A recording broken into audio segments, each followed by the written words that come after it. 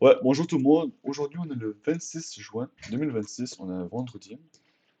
J'ai pris un seul trade aujourd'hui, il me fait stop out. Même si c'est une bonne idée, j'ai pas assez bien managé mon trade. Donc, pour commencer, c'est moi juste enlever mes dessins.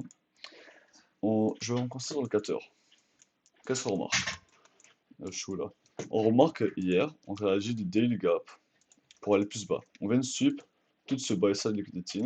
Il est en train de aller jusqu'au sell side liquidity qui est ici. C'est genre des equivalent lows et plus. Ce gap-là ne se fait plus respecter. On le considère plus comme un gap, honnêtement. On le considère plus comme un draw en liquidity. Parce qu'on l'a dit genre tellement de fois.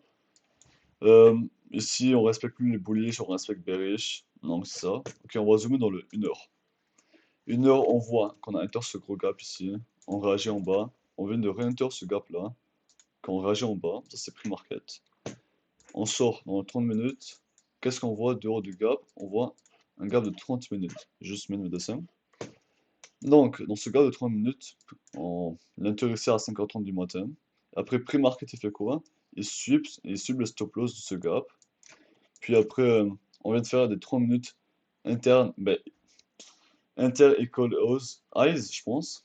J'ai oublié comment ça s'appelle. Qui ça s'appelle high resistant highs. Du coup, le prix devrait prendre le low resistant avant de prendre ça. On zoome dans 15 minutes. De haut de 30 minutes, on voit quoi? On voit un 15 minutes gap. Donc, j'ai dessiné ici une affaire, une seconde. Market open. Si on veut. Attends, moi je ramène ça plus haut. Si on veut focus les créateurs eyes, on doit voir comme market open, il doit genre transpercer ce 15 minutes pour aller suivre les créateurs. Et si on voit que market open, il respecte ce 15 minutes, et on voit un inverse faire le gap ici, avec peut-être même un break of structure, on peut essayer de target le range low, qui est sell side data lows. Donc c'est ça qui est arrivé aujourd'hui. Donc ouais. Market open, on rentre directement dans ce gap. Le problème, c'est que quand le market il ouvre, on voit le wick de 9h30. Mais on voit le candle de 9h30 qui a aucun wick. Ouais, genre, il y a 0 wick. Du coup, on peut s'attendre à une autre manipulation vers le haut. Une seconde. Donc, ouais, S&P, quand le market ouvre, on n'a pas encore enter ce gap. Donc, on n'est pas dans une delivery mode, on va dire. Mais on a fait un bearish S&P. Donc, on continue. 9h31, on manipulate en haut de ce truc. 9h31 sur S&P, on n'a pas encore enter le gap. Après, à 9h30, qu'est-ce qu'on fait? 9h32, on sweep sur S&P, mais on rentre dans le gap de 15 minutes. Allô? On rentre dans le gap de 15 minutes sur S&P et on crée un bearish S&P. Juste là. C'est une preuve de la manipulation. Donc, on zoome dans le low time frame. Une seconde, je vais montrer ça immédiatement. On va dans le 15 secondes. Dans mon trade de cœur ici. Vous voyez, genre, comment ici, on a sweep ça en créant un bearish S&P. Attends.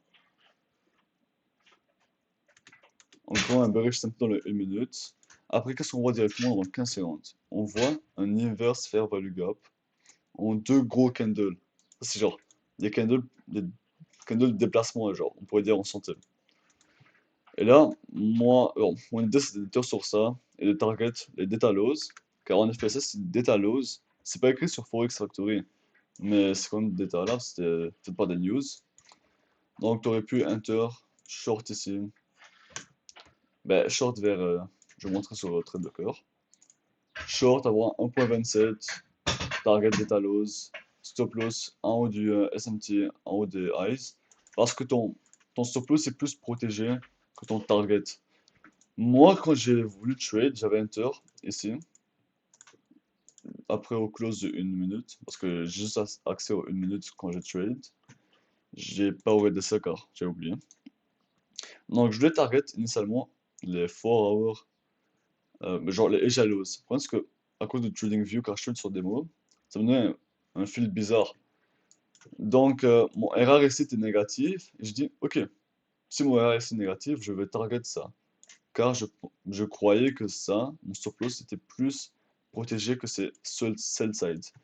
Mais j'ai pas pris en compte que quand je dézoome, ce sell side est dans un gap de 4 heures. Même si on dit que c'est plus un gap réellement, mais dans un gap de 4 heures. Donc, il est plus protégé que 1 minute high. Ouais, que c'est genre swing high. Donc j'aurais dû respecter mes règles. Et peut-être genre faire ma position en négatif ici. Mais genre en négatif est rare. Mais j'ai attendu une shot stop out, genre au body ici. Même si c'était une bonne idée de trade, je l'ai pas bien exécuté. Mais c'est vraiment genre une bonne journée pour trade. Il y a des personnes qui ont long aussi aujourd'hui, mais mon bias est très bearish, du coup j'ai pas pensé à long. J'ai même pensé à dire que si le prix revient sur ce 4 heures, sur 1 heure, on pourrait se diviser les sell side en bas, mais ouais, c'est pas arrivé. Donc, c'est plutôt tout. Il n'y a pas grand chose aujourd'hui que c'est arrivé. Merci de m'avoir écouté. J'espère que vous avez apprécié et un peu compris ce que j'ai dit. C'était une bonne journée. Amusez-vous.